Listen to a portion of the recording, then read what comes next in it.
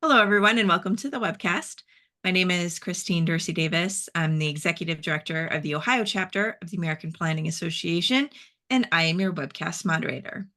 Today is Friday, August 9th, and we will hear Preserving East Palatka, Florida, lessons on listening and how planning can help spark rural communities.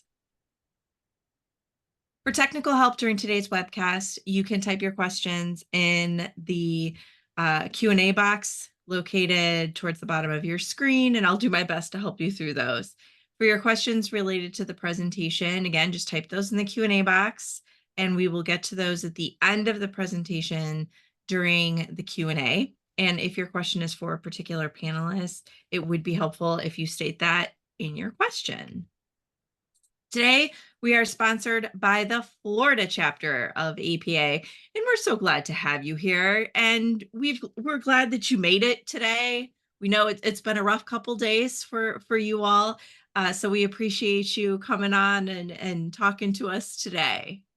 Coming up on your screen is a list of our upcoming sessions. We are booking out now into November. You can register for these and all of our upcoming sessions at ohioplanning.org/planning webcast. Today's session has been approved for 1.5 AICP CM credits. You can log your credits by heading over to planning.org, log into your My APA account, and from there you can search by today's title or event number, both of which can be found on our website, ohioplanning.org/planning webcast. If you're on social media, be sure to like us on Facebook. That's where I post any important date or time changes, when new sessions are available for you to register for, and a weekly reminder of what's on tap. We record all of our sessions and we post them onto our YouTube channel. Head over to youtube.com/planning webcast and we'll pop up along with our well over 500 session recordings, all available for free. So be sure to subscribe to our channel so you get notified when one of our sessions has been loaded up onto our channel. With that, again, if you have questions for our panelists, type them in the Q&A box. Don't raise your hand. We don't do sound. So just type your questions in the Q&A box and we'll get to those at the end during the Q&A portion. So with that, I am going to turn off my share. Dennis, it's all you.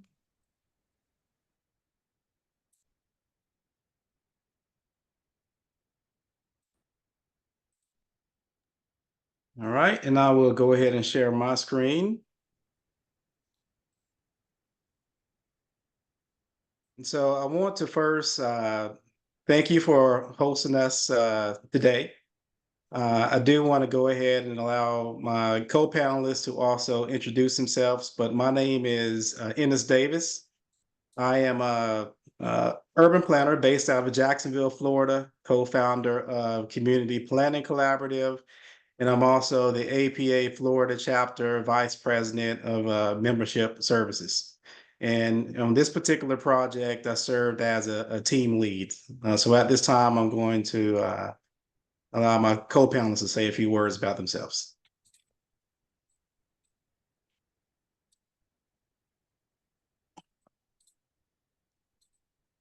I'm Devin Levins. I'm out of the Tallahassee area. Work for local government, but do a lot of private sector work as well, helping out with folks when they need some stuff. And this is something that I was happy to be able to partner up with, to work with Ennis and the team to get out into a rural community and see what we could do to see what their needs were and kind of help them out.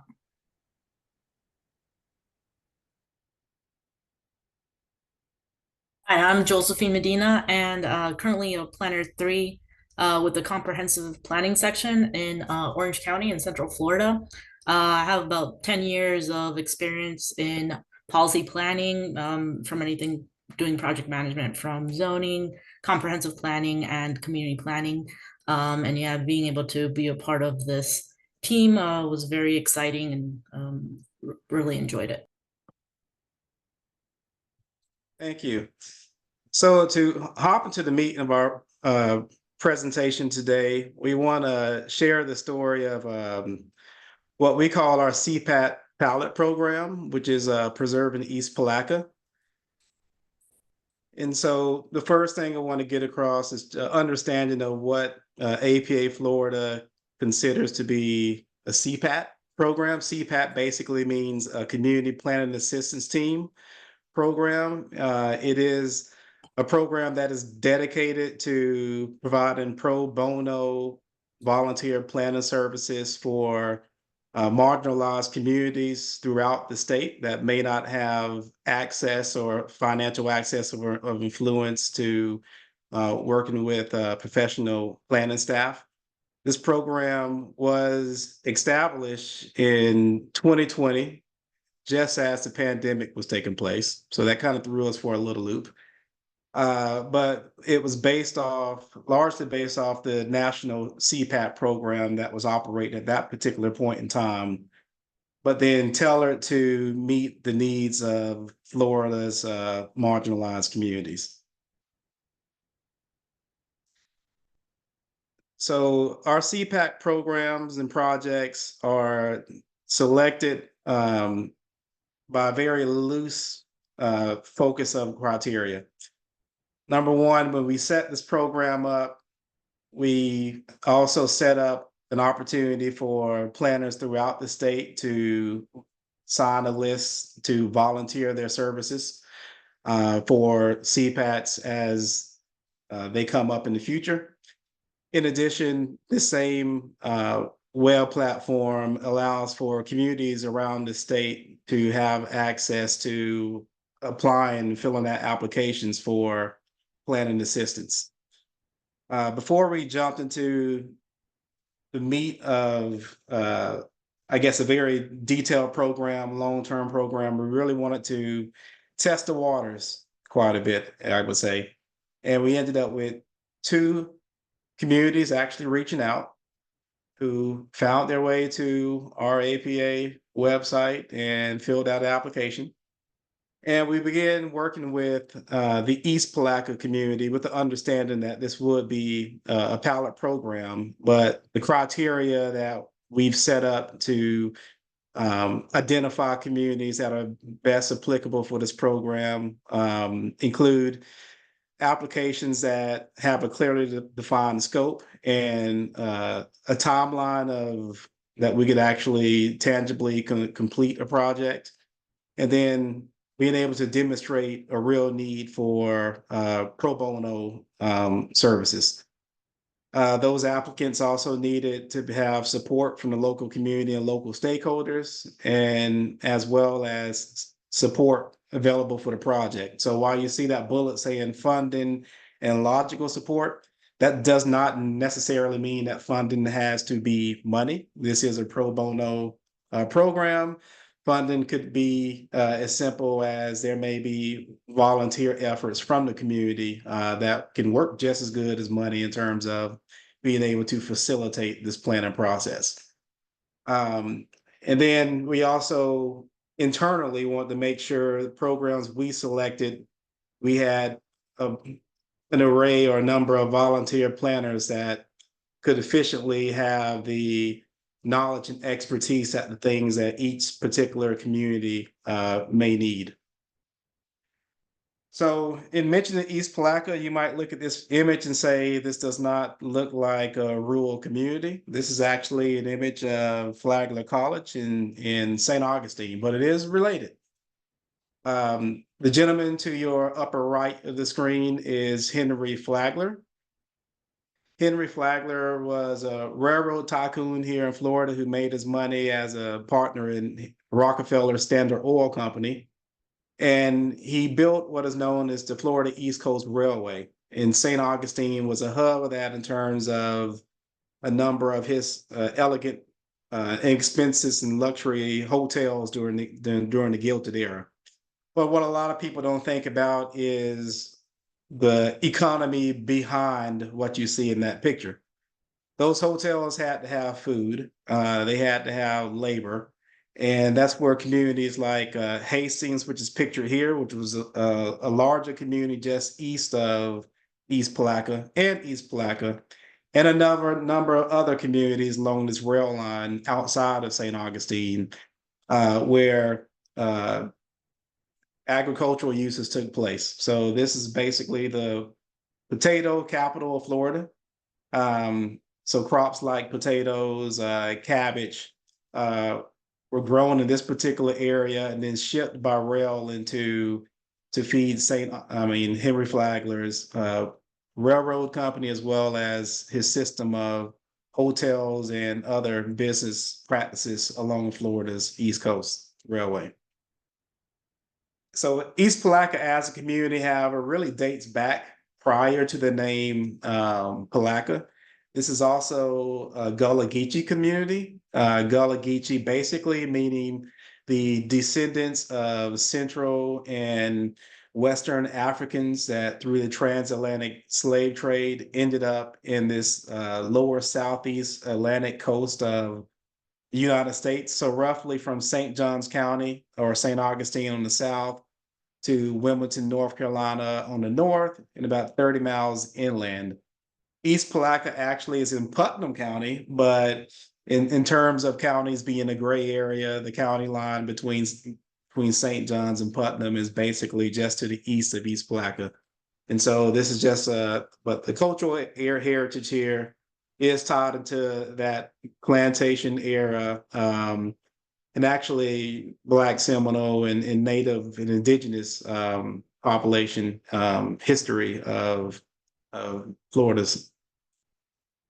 So once we identified that we would be working with the community East Palatka, which was back in 2021, we were still in the period where we didn't want to get on the ground in terms of in-person meetings, but we still needed to do some collaboration. So once we went through our official launch, which took place a few months later, around July of 2022, one of the first things I did as a CPAT lead on this project and is to visit the applicant in East Palatka and get an on-the-ground experience of the community and also better understanding the applicant's particular needs. So there are a number of community challenges that came out of that was of concern to the community. These include historic preservation and affordable housing, small business development, but also access to health and fresh foods. You would think, well, you're in an agricultural area, but it is also somewhat can be of a food desert at times, as well as opportunities for economic development, meaning economic development for those residents, so job creation from within. And then other piece of this, which also ties together affordable housing, historic preservation, economic development, generational wealth, is issues around heirs property. And that's been an issue that throughout the Gullah Geechee Cultural Heritage Corridor has led to a lot of loss of land for African-American families over the last 150 years. Based off those needs, then we went back to our APA volunteer list, and we needed to select a number of 5 to 6 volunteers that have some specific skill sets that would be best suited for what this particular community needed. Being myself, a Gullah Geechee descendant myself, I kind of served as a cultural connection from the planning standpoint, but also the community standpoint. We also needed expertise in historic preservation, land use policy, transportation planning, public parks, graphics, as well as heritage and cultural tourism. And so from a planner perspective, having someone with some attorney with a land use zoning background is very important for the team as well as the community. And then this idea of placekeeping and not placemaking. Placemaking's become quite the buzzword over the last 10 years or so, but understanding that East Palatka is a place already, it's got a culture, and it's been there for centuries. So not this team coming in and telling the residents what they already know, or but this team being a team of facilitators to facilitate this community in keeping their place, but also keeping their place in a way that promotes generational wealth and prosperity and preservation for residents there. So we ended up with 16 members. 3 of us are on this panel today, me, myself, Ennis Davis, Adrian Burke, Devin Levins, Josephine Medina, Ray Spooford, and Kylie Pope, which was our APA Florida intern who helped set this program up, and we could not, do what we were able to do without the volunteer assistance of Kylie, as well as our staff in Tallahassee. We had a real abbreviated schedule, and I think we learned some things along the way, and I'll mention some of that towards the end of our presentation today. But we launched this project officially, I guess, as I mentioned, in July 2022, in terms of that first preliminary site visit. Based off that site visit, we then worked through our volunteer lists of planners across the state at that particular point in time through the month of August. Once we had our CPAT volunteer team confirmed for this project, we officially began working as a team in September of 2022, basically looking at existing conditions analysis from afar, since we were from different parts of the state. In November, we, as a team, made a 2-day visit. And in the program is set up to allow for 2 to 3 days.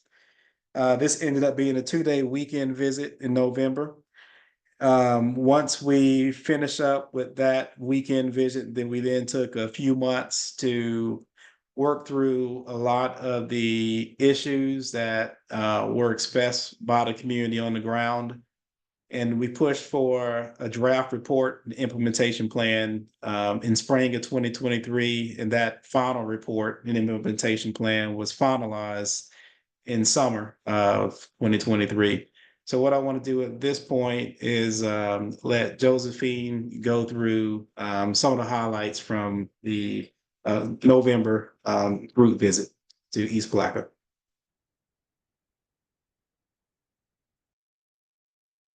Hello, everyone. So we ended up as a team having several site visits to East Palatka, and as well as to meet the community. This occurred November 4th and 5th of 2022.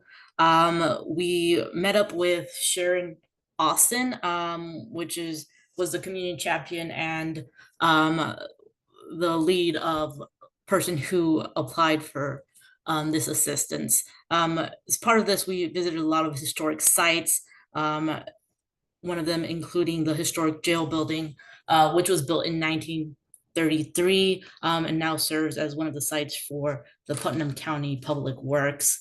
We also visited the Morning Star Baptist Church, which was first organized in 1908 and later rebuilt in 1925.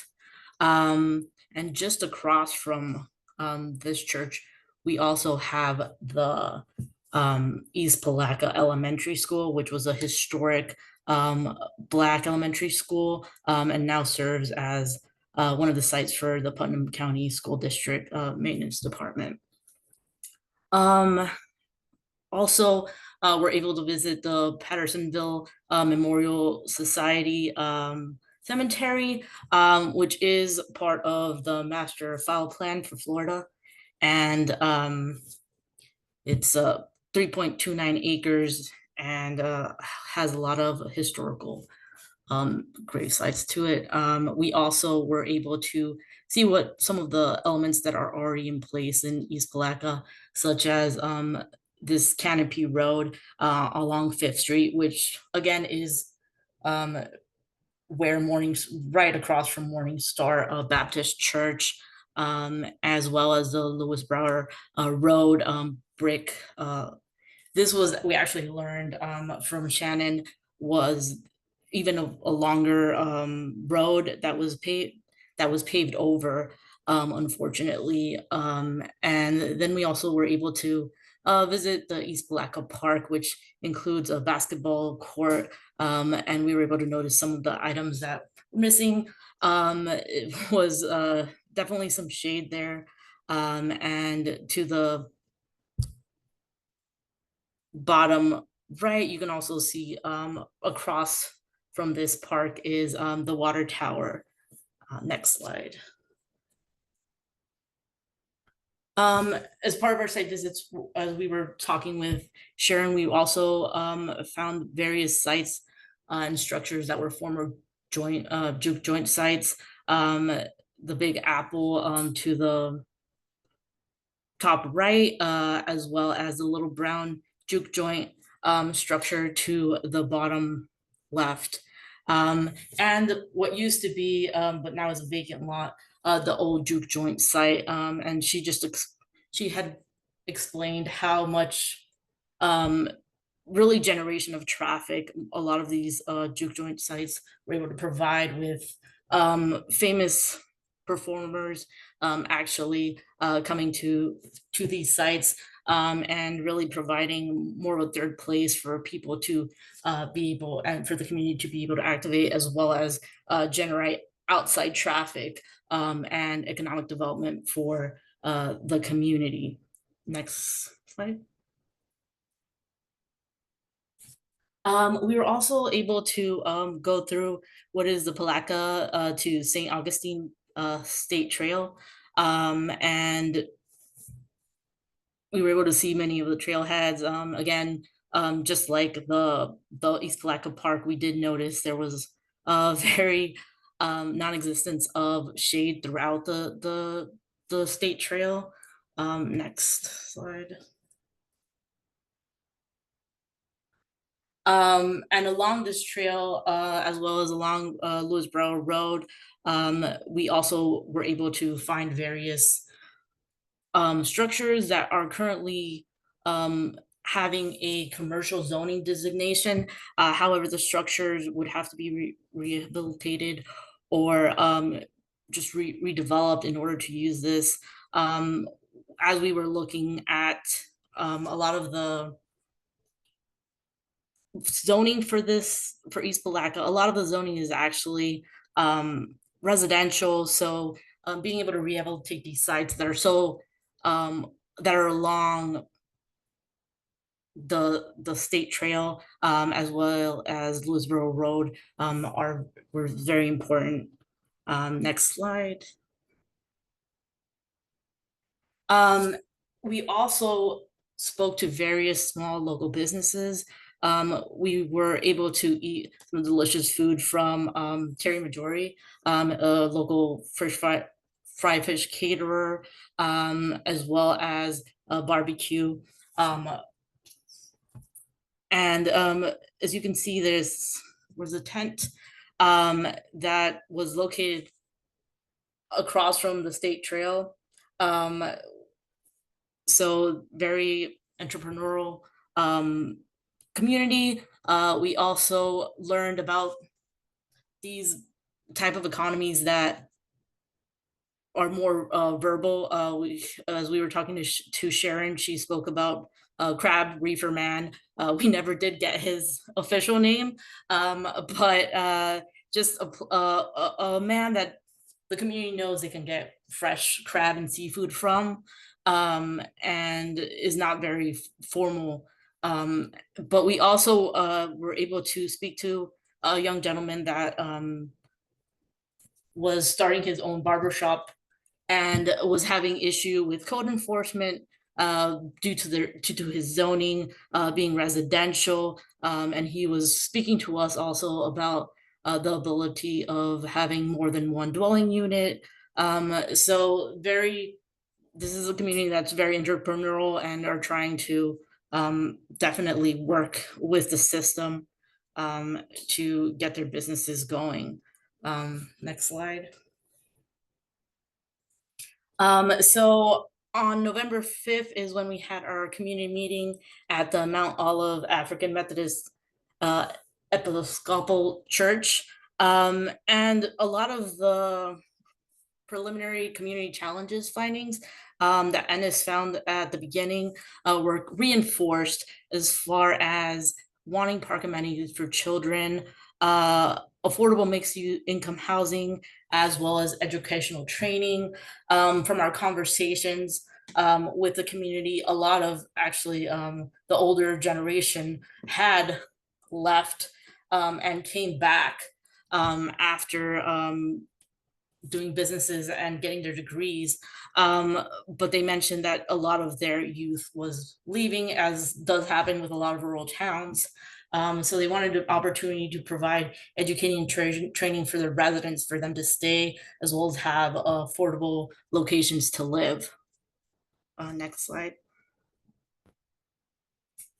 And they also mentioned maintaining the rural and small atmosphere that we're accustomed to with East Palatka, as well as that historical preservation, and the need for a community center to be able to join, as well as have more activities for their use to be able to connect with older residents within the community. And with that, I'll hand it over to Devin for the final report recommendations.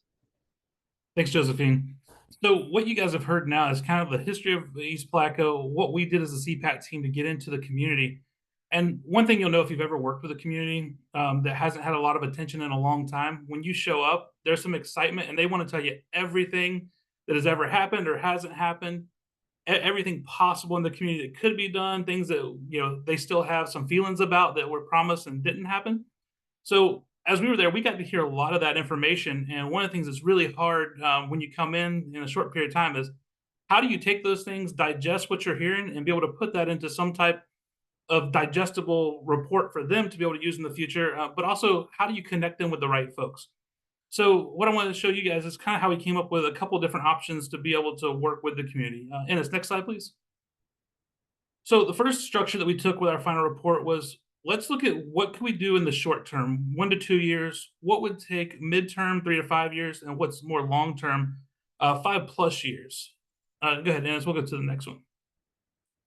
So thinking of short-term, 1 to 2 years, you're talking to the residents, and there's things out there they want to see. What can we do? We want to get some energy behind what's going on. So oral histories was a big part of the community.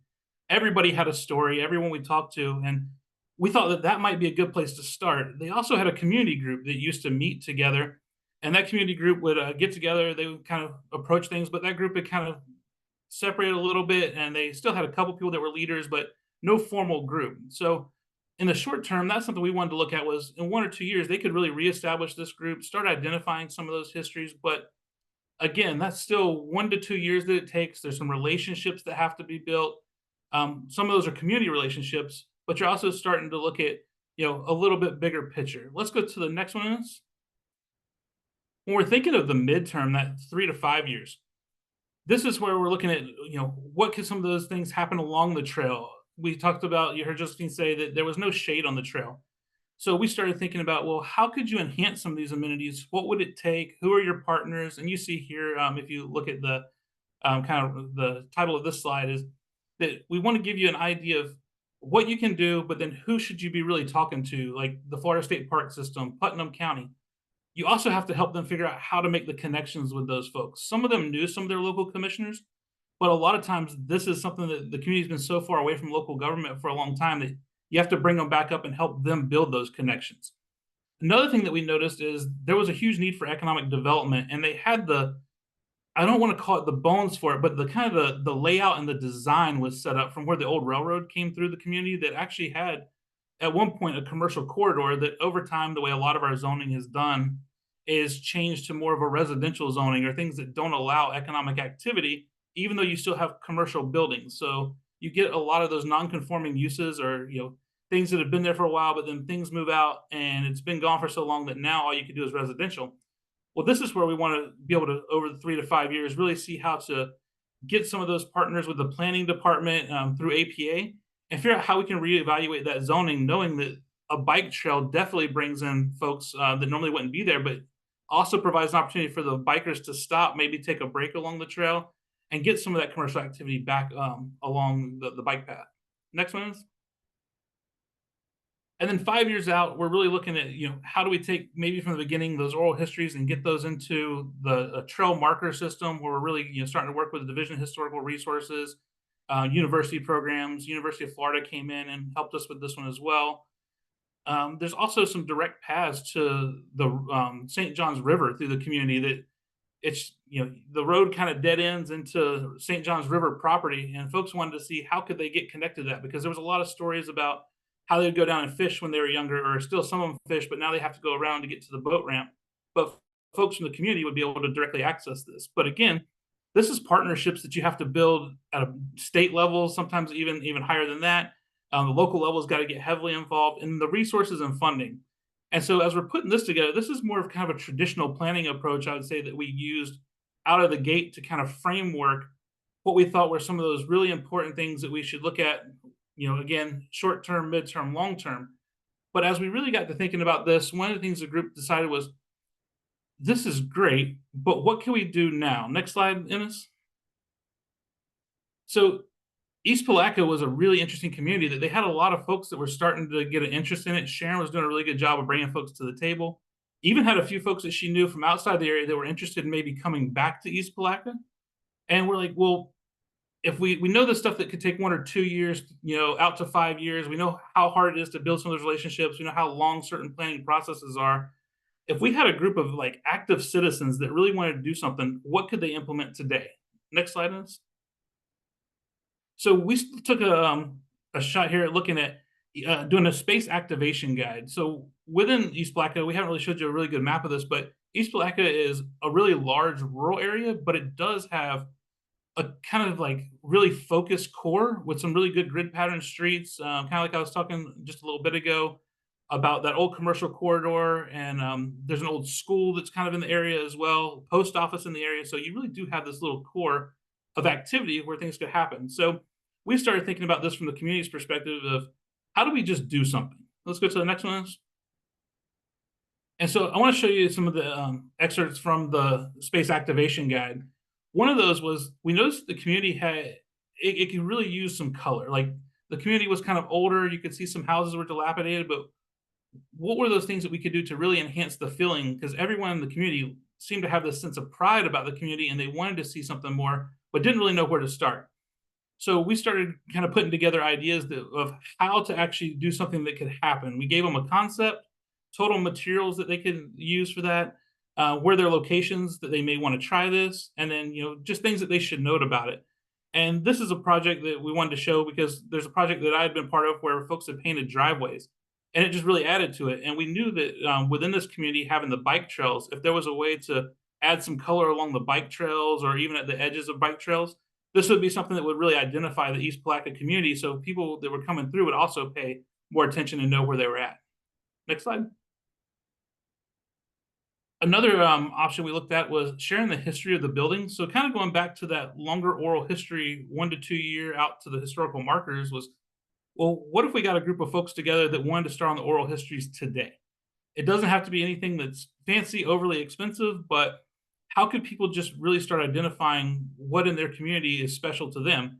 And we showed a couple photo examples here of how we'd seen in some other communities where folks had just kind of went into a, either drew out or wrote and put out in front of the house, even on like bandit signs, what the significant was. And you really could do a tour of this. And so one of the thoughts was that if a group of folks got together from the community, they put this together, they could invite other people to come out and really experience their communities. Again, lots of churches were in the neighborhood for how small it was. You have an older post office that's there, and then also stuff that is no longer there. Like there was a train depot location that we found from some aerials from where the train went there.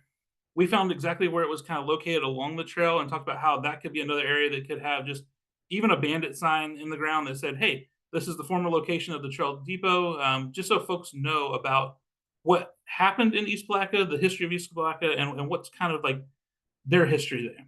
Next slide. So Josephine kind of touched on this basketball court. One of the things that we noticed was a lot of the local entrepreneurs did pop-up type shops. You saw some of the photos where the barbecue man had a pop-up. They have Peanut Man, the Crab Man, different folks. Kind of, if you've ever heard the I got a guy for that. East Palatka had a guy for kind of everything. They had the barber. And as we were looking through that, we thought, well, if this basketball court, just the way it is with pop-up tents, you really could activate that through those tents, provide that shade, and create a farmer's market for folks to come, sell their goods, sell things that they had, or even make it a gathering space on certain days.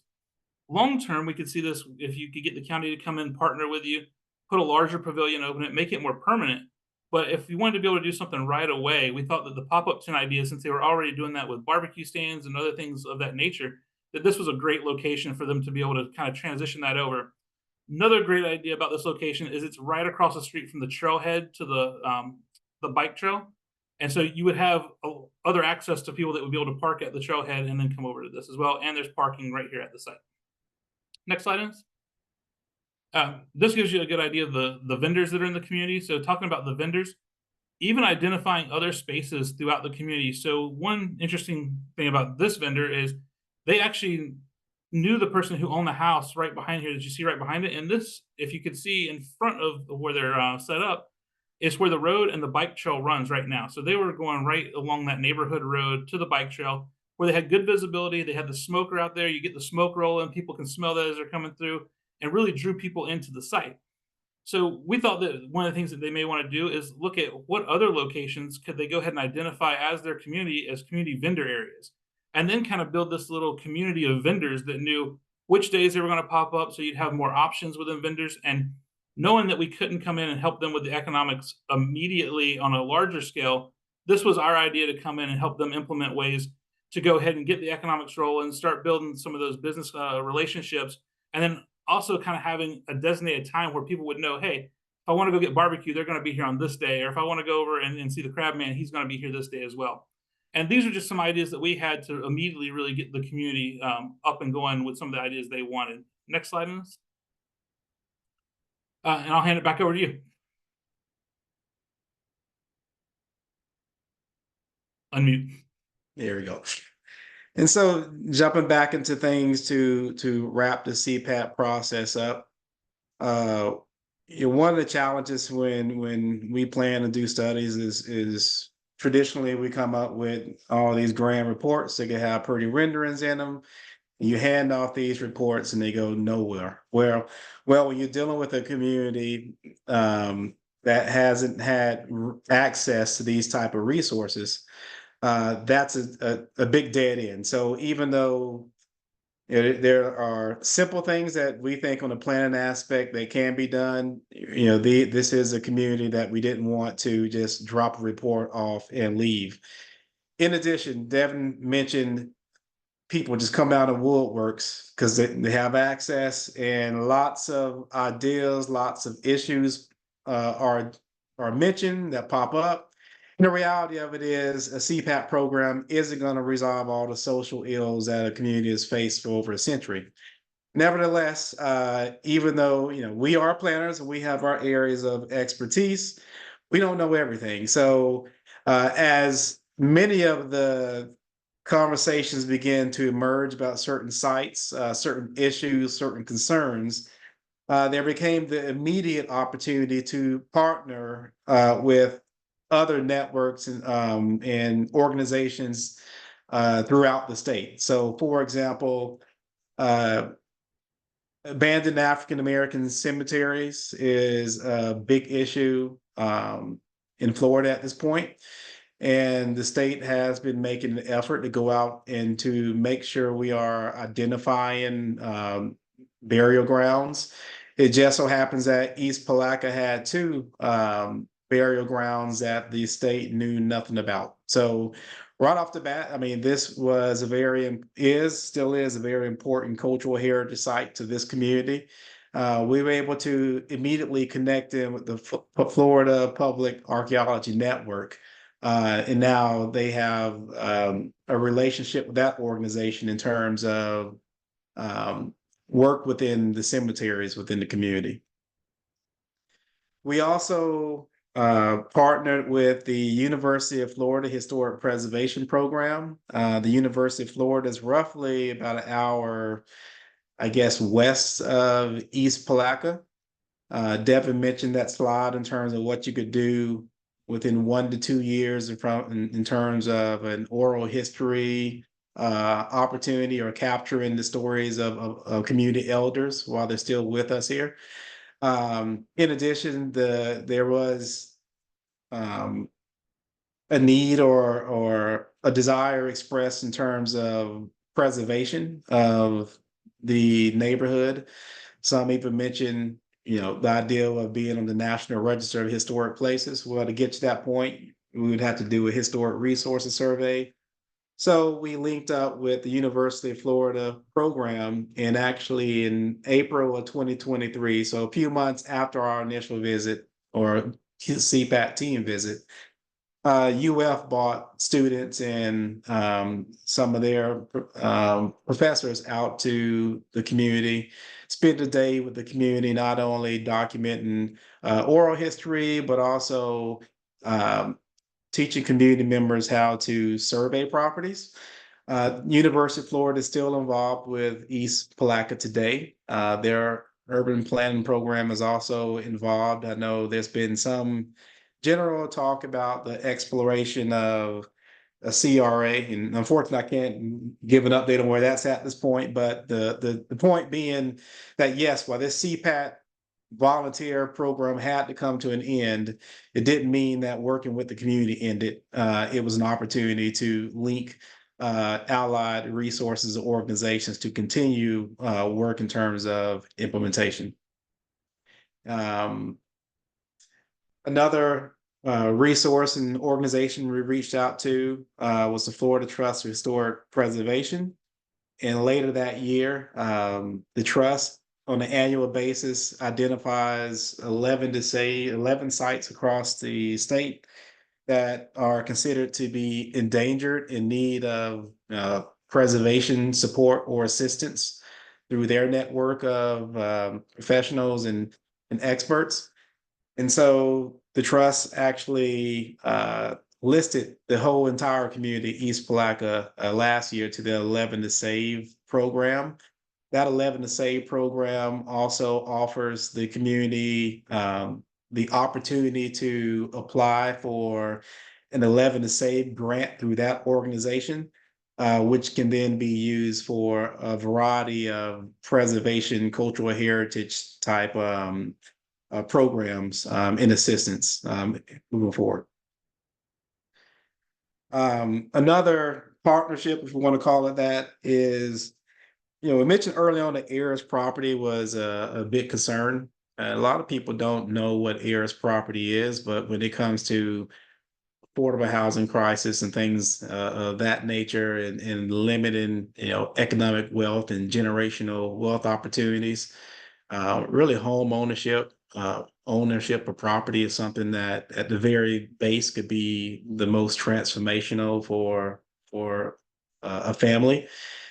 So List Jacksonville, and Jackson was about an hour north of East Palatka. This nonprofit has tackled the issue, or they're tackling the issue of heirs property heads on within Jacksonville's urban core by setting community members up with pro bono attorneys to fix property title on properties. As that title is fixed, that unlocks pent up value within property. So you're actually increasing the wealth of a family right off the start by just making sure they don't lose the property, and that the legal title work and that property is fixed up. So with East Palatka, we basically just picked up the phone and said, hey, you need to talk to Christopher Smith at East Palatka, and you guys need to work together. So that is another organization that has been at residents have reached out to and have a relationship with in terms of property ownership and economics. There are things, I think, with this being a pilot program, that we've learned along the way, that I would hope that as we continue going forward, we continue to invest, more in these communities. For example, East Palatka, very rural place. Some of the 3 to 5 year things that Devin mentioned, they don't cost a lot of money.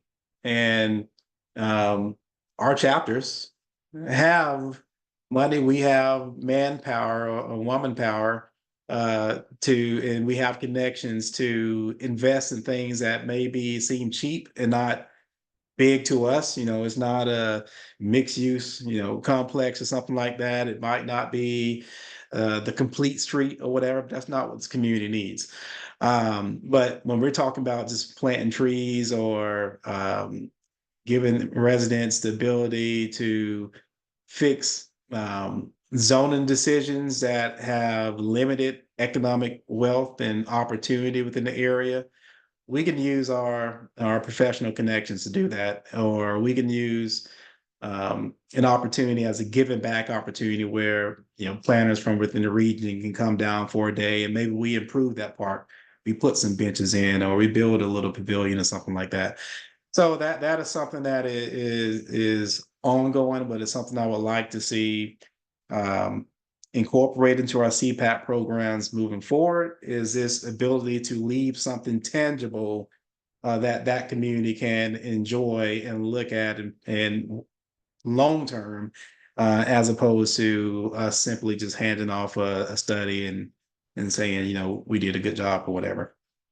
With that being said, we are always accepting applications to this CPAT program.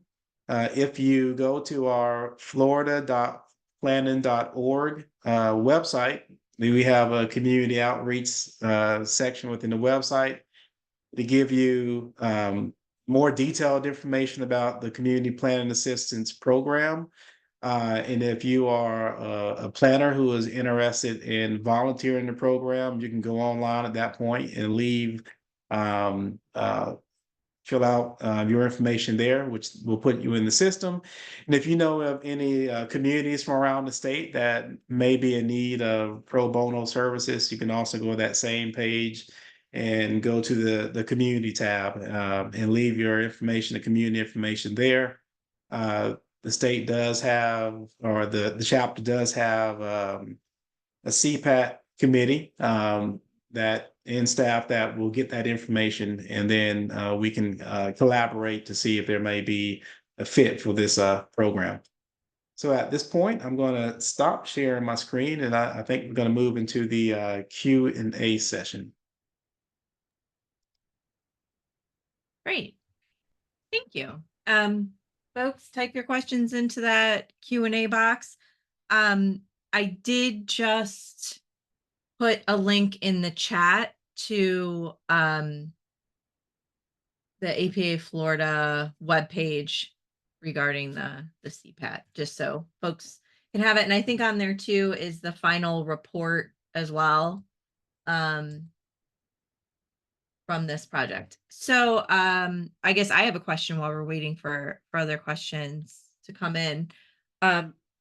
What was the biggest issue that you had? What was the biggest hurdle, stumbling block, either from just the perspective of volunteering and getting your volunteers in order, or even, just facilitating the project itself? I think I would say, from my point in being in kind of helping jump start the program, I almost split that into two categories. One is going to be the issue of organizing the program within the setting of APA in general.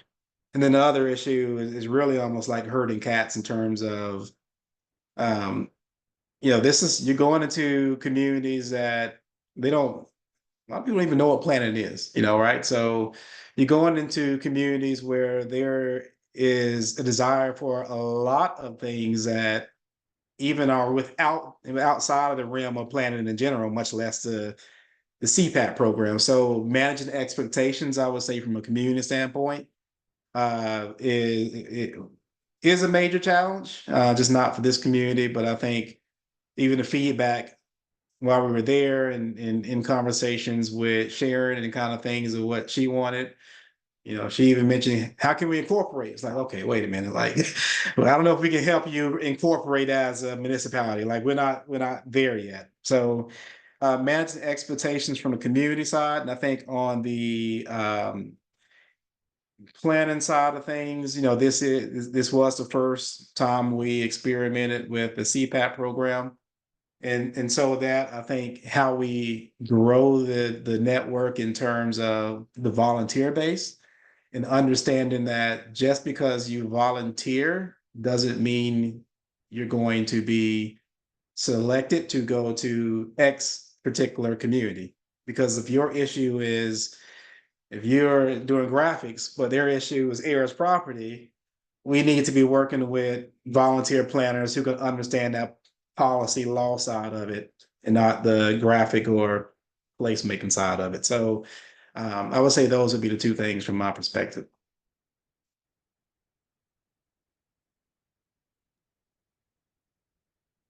Anyone else have comments on that before I move on to the next question? I'll just briefly jump in on it and say as well, the expectations part, just to reiterate what Enid said, like that's the one thing, kind of like I said in my part of this is people are asking you to help with everything, and you understand that whenever there is a community that needs it, and you have to really be able to like let them know what you can do, who you can connect them with, and how that will affect their community. And then the second part of that is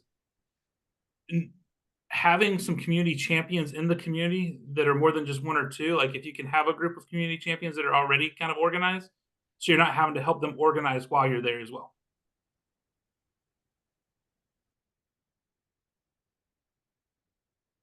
Thank you.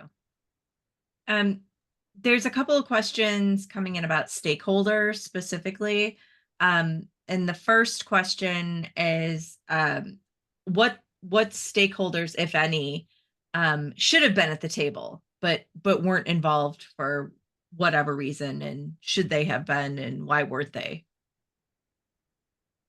Sure.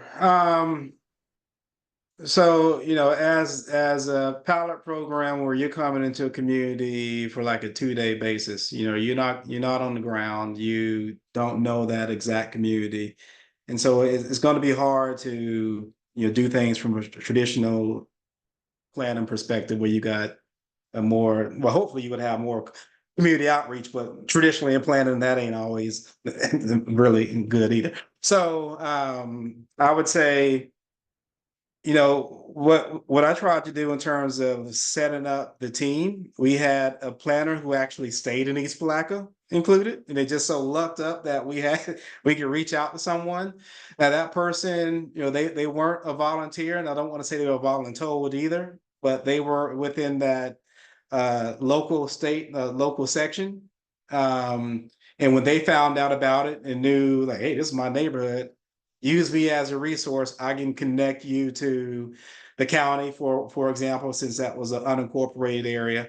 So we're able to quickly get connected with county staff, where you quickly learn they only have 2 staff members, so there's a capacity issue there.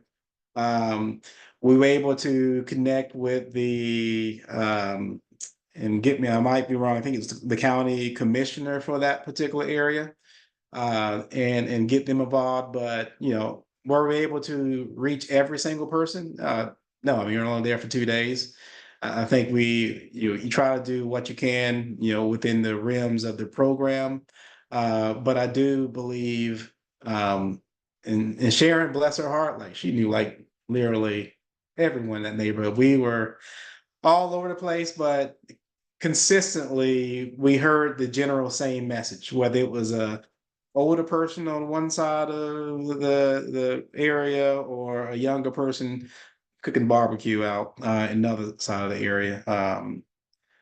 But yeah, I mean, if you I think as we go on in this program, we'll try to continue to tweak what we need to tweak. But yeah, I mean, engagement is important, but we're also challenged by the facet of it being volunteer and you're on the ground for a real short period of time. And just to add to that too, one thing that Sharon was really good at is she knew everybody in the community, and she literally put us in her car and would drive us to people's house. And some of them didn't want to talk to us when we got there. Some of them did want to talk to us. And that's something else that you're going to have, because at the end of the day, we are all outsiders to that community. Even though we have Sharon as our liaison, she'll have that direct connection, but then they may still tell her, hey, we're not real comfortable with this yet. So that's something else that you have to kind of navigate while you're there. And I'll just jump back in an outcome that came out of this is not only when we were on the ground, not only were there East Palatka residents who came out, there were some residents that came from other rural communities just outside East Palatka.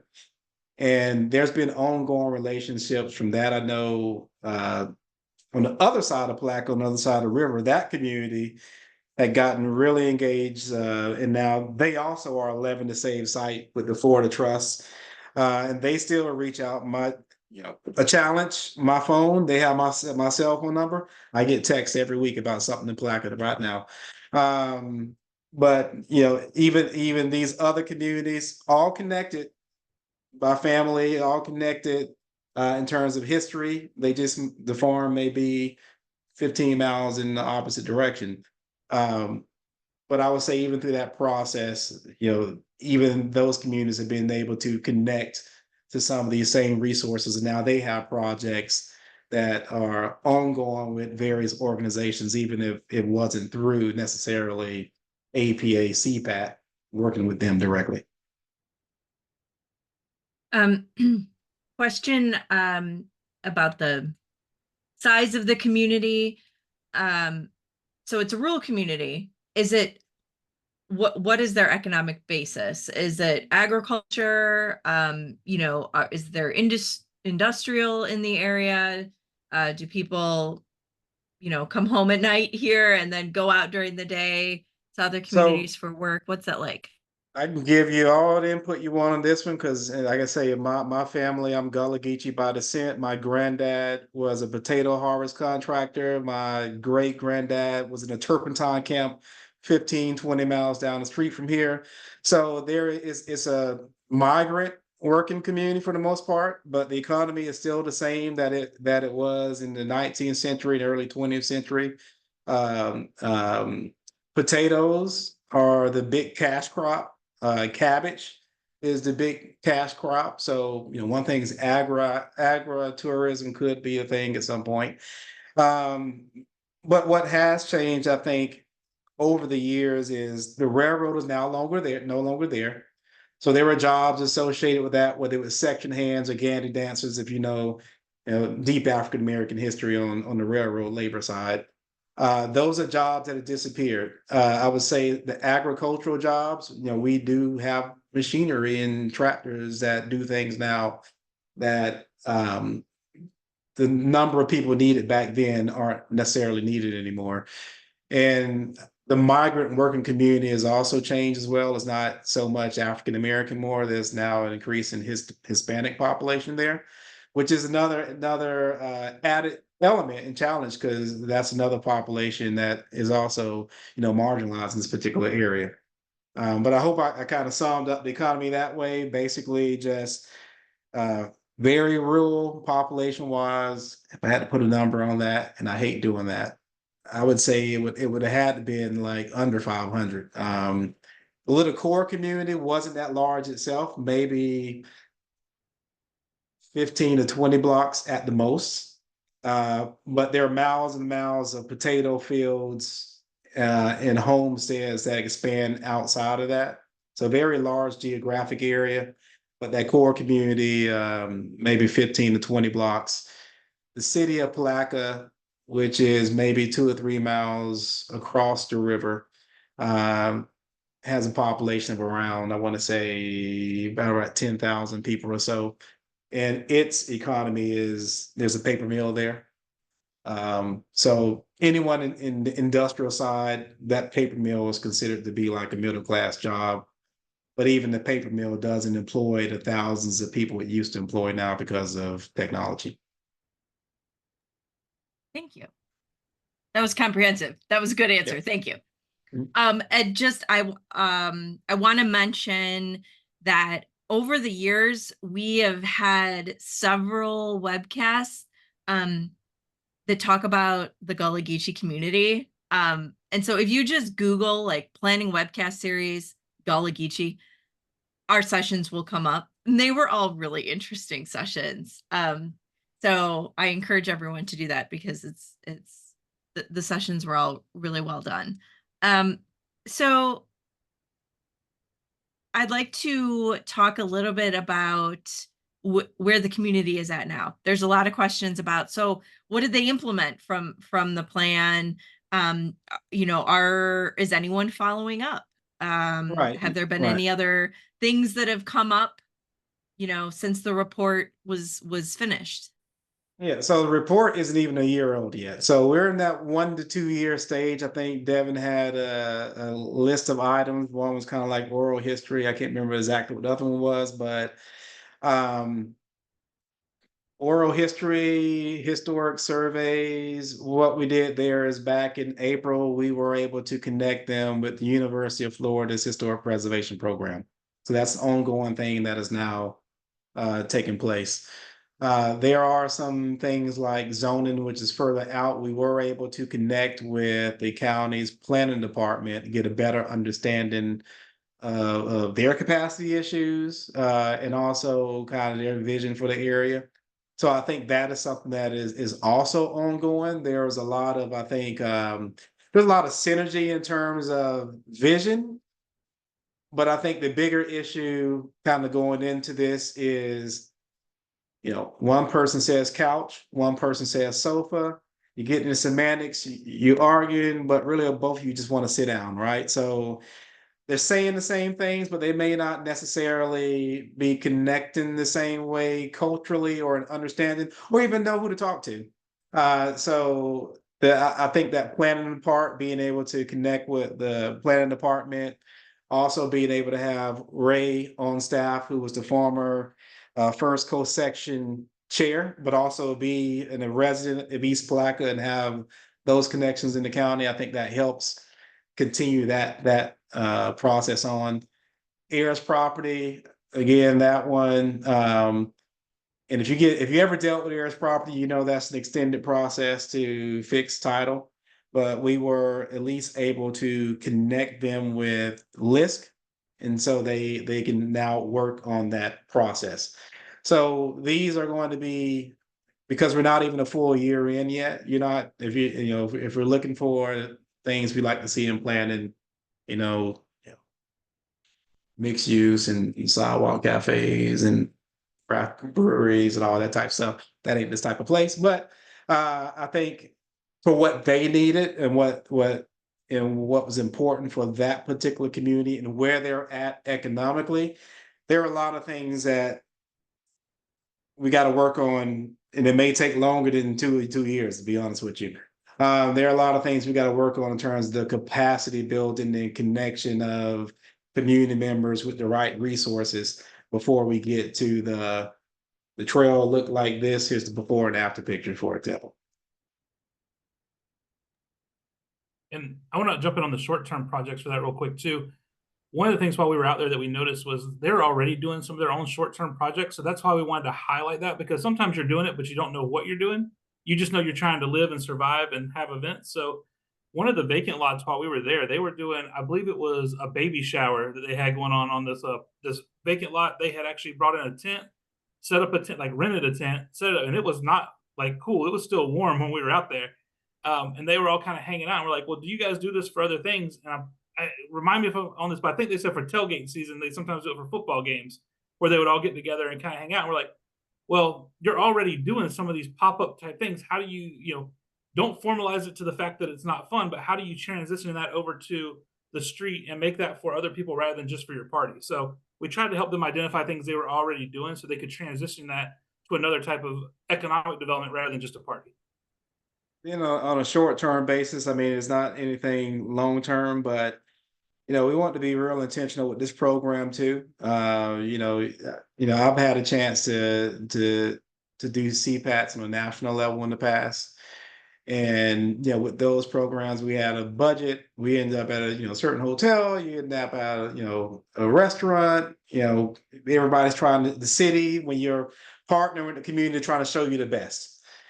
And we want to be real intentional even about the food. It's like, all right, yeah, we can go to this nice seafood restaurant, a few miles away. You can show us the best of Putnam County. But no, I want to go here to Crowd Reefer Man or the barbecue dude in the corner. And let's put some of this APA money in their pocket and let them cater this whole process. So like even with the barbecue, I remember we not only used now we had a budget, we still only used probably 50% of our budget to date, but we had a budget to where we were able to hire them to cater, the group while the group was there, but also to feed additional people who came out. So I think as we all do these types of projects, when you're working in communities where economics are an issue, always make the biggest effort to use your resources to also economically help someone within the community as opposed to going down to the street to someone who makes plenty of money on their own.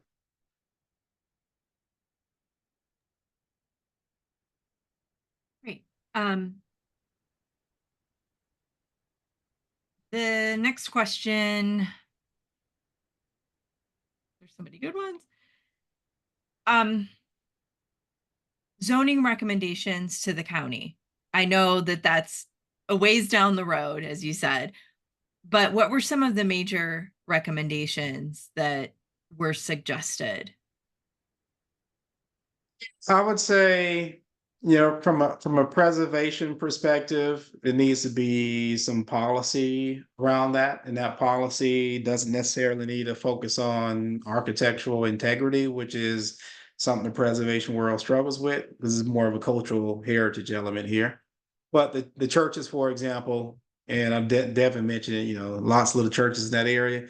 Take you any Southern Black place and Black neighborhood here, and I'll show you a church in every corner.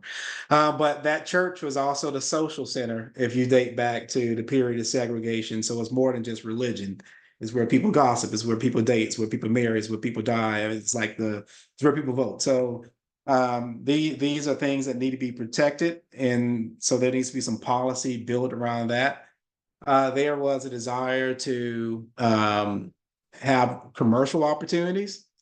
And this is something that we've experienced in a lot of communities where historically, as the picture showed, you can see commercial buildings along the rail corridor because that was that rural area's central business district when back, during the railroad era. But at some point, zoning changed and now that's all residential. So we have decaying commercial buildings that we can't use because it's a residential zoning, which only just feeds into this idea of vacancy and blight and despair. So that is something that there was some interest in tweaking. And then density, Gullah Geechee community, compound housing is a thing. Granddaddy had 100 acres. Granddaddy had 15 kids. He dies, 15 kids get a piece of land. Over the course of 50 years or so, you might have a collection of houses on that piece of property.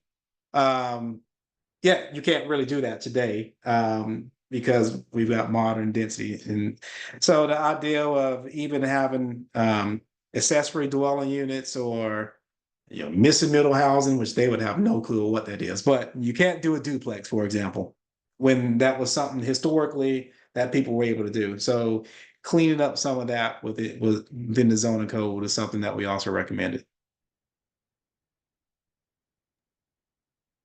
Do you think the community members, for the most part, viewed this project as a success?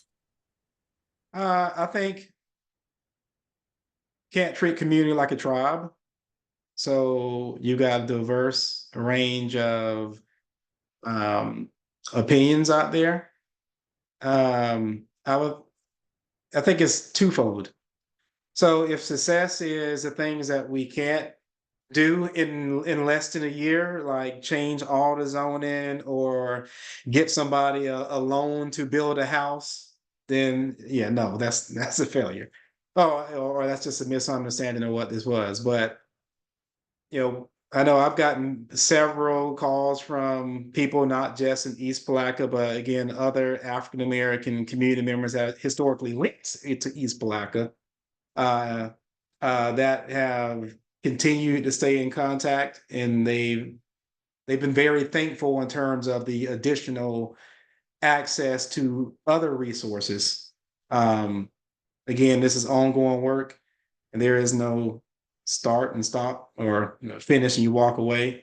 So I'll just say it's ongoing, but Yeah, some community members have viewed it as a success. Some community members you haven't even heard from. Some community members want more. But I still get calls to this day. We're still an ongoing process. Yeah, I want to speak to that as well. From from a planning perspective, sometimes the best thing we can do is listen. A lot of times we want to respond to everything that we hear, but we have to play therapist sometimes as a planner and really go in and listen to what communities want, what their feelings are, what's happening in the community. And there may not be anything that we can do at the end of the day to help that community other than some of these like things that we can show them or introduce them to people or give them the connections. But when you can provide those connections and a phone number and someone to call when they do hit that spot where like we're ready to move, I think that's a success in itself, is just being able to open up their doors to a whole nother audience and a group of connections they haven't been able to see within their network. To add on to that, I think even just the community meetings that we had, it started a conversation where one businessman was doing this and someone else was doing this, and they had this conversation, had this connection of what they had to do in order to reach being able to continue their business, or even getting being approved for SNAP, I think was one of the conversations for their store. So even just having them connect in those meetings was vital. Another thing on the social side of that too that I really like is, and I've worked in a lot of communities throughout the years, and when you start getting people telling you their nicknames rather than their government name, you're really starting to get somewhere, because now a lot of people even in the community don't know folks by their government name, they know them by their nickname. And so when they would talk about some people, they didn't even know their government name, but they said, you need to go talk to such and such. I don't know their name, but I went to high school, we played football together. And then you start asking by nicknames, and it opens a whole new world to who you'll be able to meet in the community. I love that. How receptive is the community to outside investors in terms of economic development? All right. And this is good. There were a couple comments about the word placekeeping, and I think it drew attention. And so does that Okay. affect the placekeeping versus placemaking? If you could talk a little more about that. Sure. So displacement and gentrification is a concern in that community. They do see the demographics changing. So when you say outside investors, I think there's caveats within that. I myself would consider myself to be outside, but I was asked to come and invest because they know I have a real estate background. But we had cultural links. I'm not from that community, but my grandparents rolled through there over the course of time, 100 years ago, 50 years ago. And so I can speak the same language. Sometimes I can walk into a space, you might not be able to walk in that same space and have the same connection. So I would be outside and that would be receptive. But if it's, you know, what we see across Florida right now is investment companies coming in, buying up properties and, raising rental rates, taking away home ownership, that's a form of displacement. And they view that as gentrification, and they're fearful of that. And they want to use zoning and preservation as a way to stop in that, or at least put it in a situation to where they're guiding it in a way that protects their best interests and their families. In terms of placekeeping versus placemaking, I will admit, when I hear placemaking today, my eyes just roll. Like, give me a break. And it's not to say it's you can't improve places or enhance spaces. It's just acknowledgement that when you go into a community that's not yours, don't really care what your educational level of expertise is. We are not the experts in that space. And that space has been there years, and in East Blacka's case, centuries before we came in and left. So we ain't bringing nothing new to the table other than they have a vision. There's been a struggle to implement that vision. How can we use our resources and connections to facilitate that? So placekeeping They have a place, they want to keep that place. What can we do from a planning perspective to let them keep that place, but also set them up to where that place can economically prosper like it used to prosper? And I think that would be the difference between a place keeping versus a place making, where I'm gonna string some lights or paint a mural on the side of the wall. But the reality of it is, you know, grandma got a lien on the property. If we don't do nothing with this property, the family's out of this property and is lost in 6 months. What are we doing about that? So place keeping is that. Place making is kind of more the cosmetic thing that we talk about at conference, in my opinion. So On that as well, when we think of investment, whether that's internal to the community investment itself, or external investment, one thing we have to be realistic about is that things are going to change. Everything is going to change in some way or another. We have to realize, though, from the community's perspective, what do they want to see change? And how do we kind of try to work with them to keep that change in line with what they want? But when something becomes old, dilapidated, and gets to the point that it may no longer be useful, then comes is it more expensive to rebuild? Is it worth something that we need to save? And that's a conversation you have to have about, do you save it? Or is it more beneficial to the community in the long term to have something new?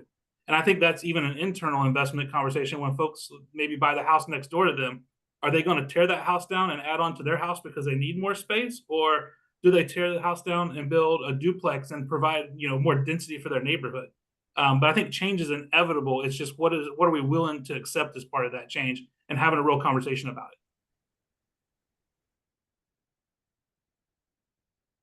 Okay. A CPAT specific question to kind of round us out here. The question is, do state APA chapters need to have a CPAT in place or underway for their communities to participate? So I know that there's the national CPAT program. Did Florida, which came first, the CPAT program or the idea to take time with this community? Which one came first? So this was a pilot program. So the CPAT program, the idea of a CPAT program came first. I can't remember which hurricane it was, but the state chapter ended up getting some additional funds a few years ago because of a hurricane. Michael. And at that point in time, I'm not even sure the national CPAT is still going. I know it stopped for a minute, but we had some experience. We had people on our executive board, or even our board period, that had participated in national CPATs. And we were looking for a way to give back or make planning more accessible to communities that they can't afford private consultants. And quite frankly, sometimes you might have a municipal or governmental agency that has a planning department, but for politics or whatever reason, those decisions don't always trickle down to everyone within the community. So we wanted to set up something that was a little bit more independent than the traditional planning process to reach communities that had never been reached. So the CPAT program is tailored specifically for that. East Palatka just happened to be, as we were doing our planning and we launched that website, we had a few communities from around the state of Florida actually some type of way to find it. Don't ask me how. Sharon gave me the story how she found it, but applied and it just popped up. And as we were going through the process of saying, we've got a program set up, we need a pilot project because we need to iron out the details. And when East Palatka popped up, I think Mayport, which is in Jacksonville, was another community that popped up. The reason we went with East Palatka is because if you know the two neighborhoods or two areas, Mayport, it has political influence where the city of Jacksonville can fund things for them. Spending millions of dollars out there right now. So we didn't want to use our pro bono services to deal with a zoning issue in a community that could simply pick up the plan department and call. We wanted to make sure we work with a community that did not have access, but also in not having access, I think, for what the CPAT program was or is, it also helps us iron out details in how we do these projects, but working with communities that we may not work with on an everyday basis within how the traditional planning world is established. Okay, I think we're going to wrap things up. This was a wonderful conversation, and thanks to APA Florida for hosting. Don't forget to check out that link in the chat for more information on this particular project and just CPAT in general, at least with APA Florida. Don't forget to log your CM credits. We'll post a recording of this on our YouTube channel on Monday. And I think that's it. So thank you all for joining us. This was a wonderful conversation. Everyone have a great weekend, and we'll talk next time. Thanks for having us. Thank you for having Thank us. you.